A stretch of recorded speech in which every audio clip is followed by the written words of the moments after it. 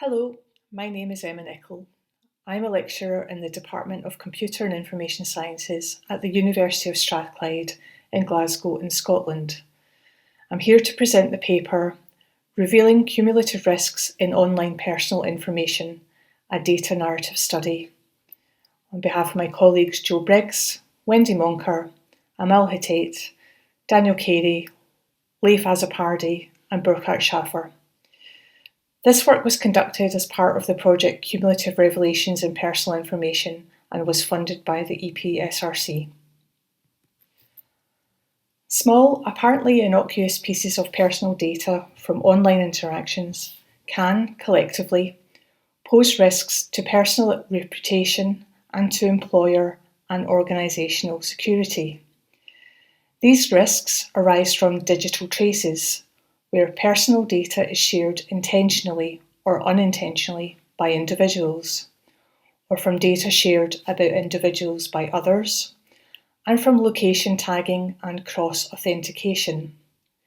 The vulnerabilities that arise are often unintentional and can occur via a person's social media postings, from accepting invitations to connect, and via underuse of security settings.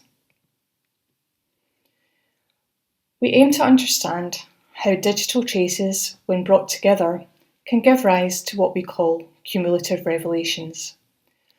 Such revelations can enable unintended insights into a person's work patterns, emotions, and political leanings, and could create adverse consequences for the individual, for example, via reputational damage, and for their employers, for example, via cybercrime.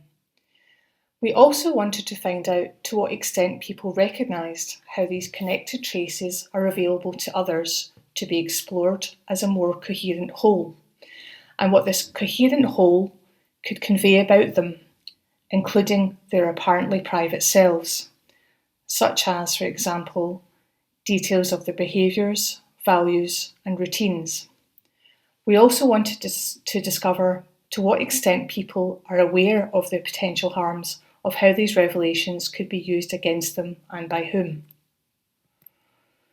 To do this, we conducted an interview study in the summer of 2020 to understand people's everyday online information sharing practices and their levels of awareness of how, over time, pieces of information, their digital traces, can be interconnected over different online channels. For this study, we recruited 26 UK-based participants who were in full-time employment and who were active internet users. The interviews employed a data narrative technique where participants sketched out their digital ecosystems during the interview. Having participants sketch during interview has been used successfully within the HCI and CSCW communities in a number of study contexts. Here, as well as facilitating more thorough conversations, sketching captured participants' descriptions of their data, device use, channels and networks of communication, and their information practices. Using the data narrative approach allowed us to capture the co-constructed aspects of participants' online identities and to investigate their direct and observed experiences of the cumulative implications of digital traces. Here you can see a couple of examples of the sketches produced. Through thematic analysis of the transcripts of the 26 interviews, we uncovered 3 themes: visibility and self-disclosure, unintentional information leakage, and digital privacy literacies. We found that the first theme, visibility and self-disclosure, was heavily influenced by necessity and obligation. Some participants felt compelled to have an online presence when job seeking, particularly if they were near the start of their career, such as the younger participants in our study. Others identified that online visibility could help them to build their legitimacy as citizens, particularly if they were from a migrant background. Others felt they required that online visibility to comply with perceived social norms, for example, by publicly expressing a stance around current events or causes such as Black Lives Matter. Choosing not to be visible and not to disclose information about oneself could be seen as a privilege afforded to those who are established members of society and not seeking work. This is especially pertinent for those whose safety may be jeopardised by online visibility, such as, say, survivors of domestic or other abuse and asylum seekers, yet who still feel compelled to be visible due to the adverse impact that invisibility could have on their chances of securing a job or gaining legitimacy as citizens and members of social groups.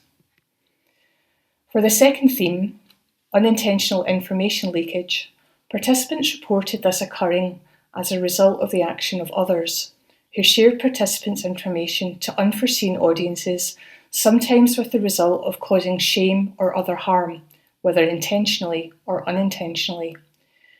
This could be particularly uncomfortable when the information shared was from long-forgotten posts or was taken out of context, or when job or even national security was jeopardised, such as in the case of one participant, an army cadet, whose mother posted on social media about her son's whereabouts while he was on military manoeuvres.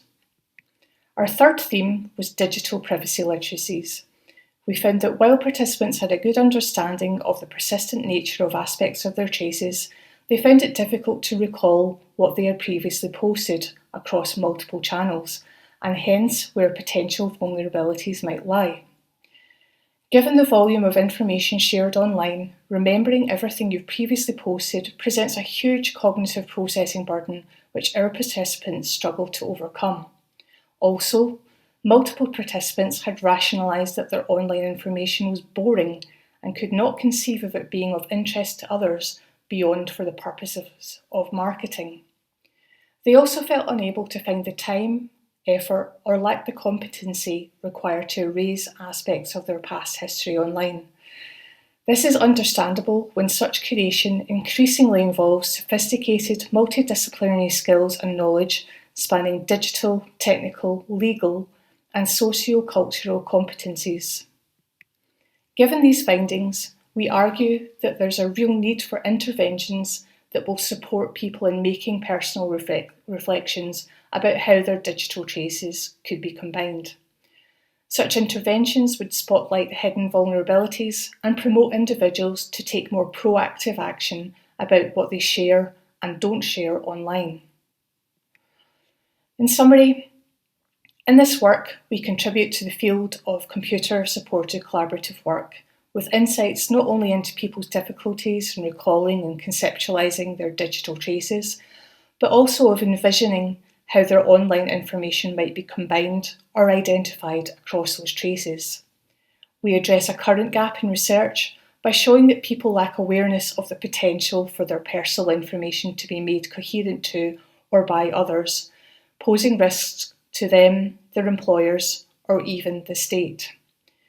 We highlight the inequalities of privacy, freedom, and legitimacy that exist for different groups in society regarding what they make or feel compelled to make available online, and we contribute to current methodological work on the use of sketching to support visual sense-making in data narrative interviews.